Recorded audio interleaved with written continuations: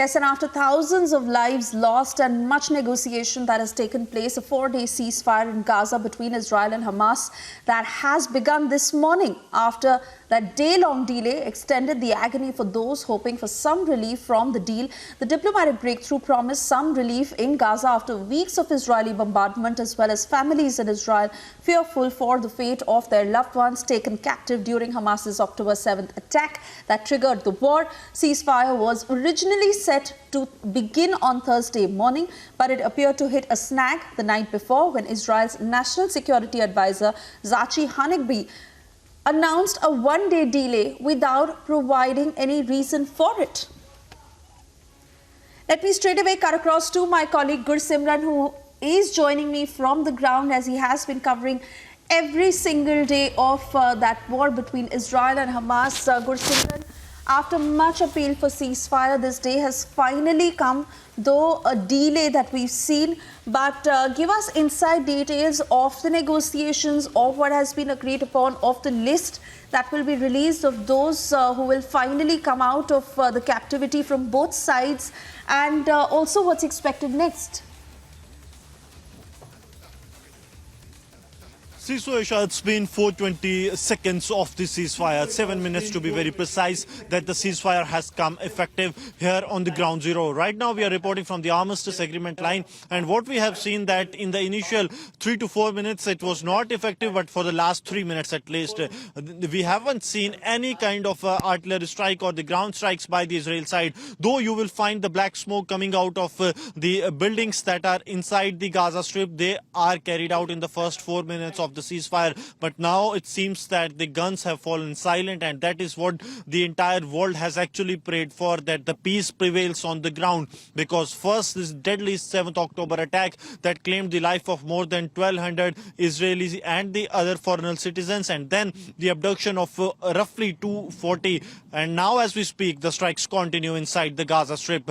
These are the airstrikes that are being carried out by the Israel side, though the ceasefire has become active, but we can hear the loud bangs that are taking place inside. Now coming to the negotiations, the Qatar is closely monitoring what is happening, because they have made it amply clear that they will be monitoring which side will be doing the violations, and based on that, the assessment, the US and the Qatar will be taking some of the decisions. Now coming to the negotiations that have come into force, what will happen that today by 4 in the afternoon, that is the Indian time, happens to be 7:30 in the evening, there will be release of 13 civilians that includes the minors and women, that has been decided by the Israel side of Hamas and Israel mutually during the negotiations that have taken place in the Qatar. And apart from that, there will be a supply of additional humanitarian assistance inside the Gaza Strip. Apart from that, the other decision that has been taken, that 150 will be the number of Palestinians who are in the jails of Israel. They will also be released as part of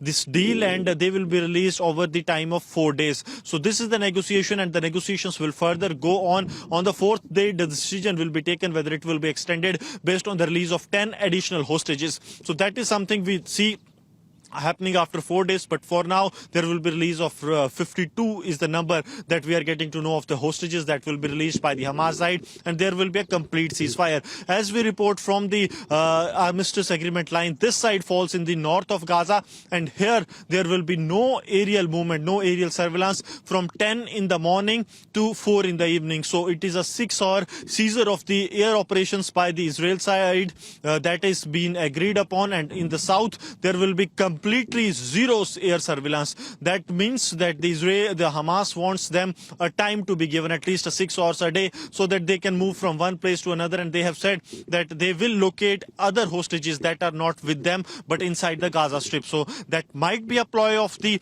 Hamas terror group, but for now the Israel has agreed. Some of the experts say that this is the cheapest deal that the Israel side has cracked so far in the past also, because for one single soldier the Israel had to free thousands of the Palestinian prisoners who were in their jails. It was in the last time when one of the soldiers of Israel Defense Forces was abducted by Hamas. So now the experts say it is one of the cheapest deals that the Israel side has cracked, but the mounting pressure on the Benjamin Netanyahu government, that what the government has achieved after 48 days of the war, 48 days of the bloodshed that they have done, that is something now the Israel Defense Forces and the government is looking into. The IDF is saying that the political leadership has taken a decision, and once once conveyed on ground, they will be implementing the same. But one thing that has to be seen, that how things will pan out in the next 4 days will decide the further course. Israel side is saying that their war against the terrorists of Hamas will continue. But one thing that we have seen in the past as well, that the time that the Hamas gets,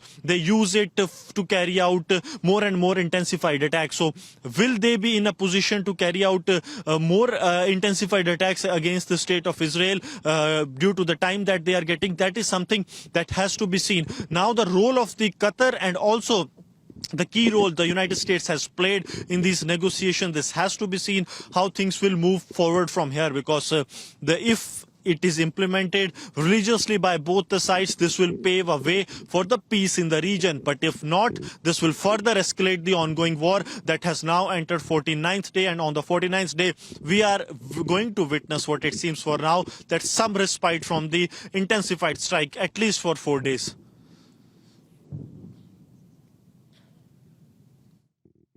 Oh, yes, absolutely, Gursimran. And do stay on with us. We also have a reaction coming in from the Qatar foreign minister. Let's listen into what he said, after which I come back to you.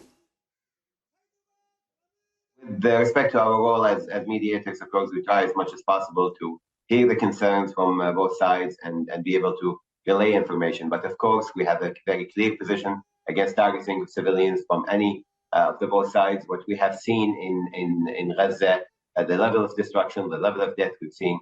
We're getting reports of dogs eating corpses on the streets, children without limbs, infants dying as they are forced out of their incubators, and needless death that is happening all around Gaza right now. This cannot be acceptable, and I think we've relayed this clearly to not only the Israelis, but all of our partners in the international community, that if we allow this to continue, we are risking a humanitarian crisis in Gaza like we've never seen before, and we are risking a radicalization of a whole generation that will only see, after losing their families, their homes, and their futures, will only see revenge as a viable objective for their future. And therefore, we need to diffuse the situation. We need to work as an international community collectively to make sure that this doesn't become one of the worst humanitarian disasters in recent history.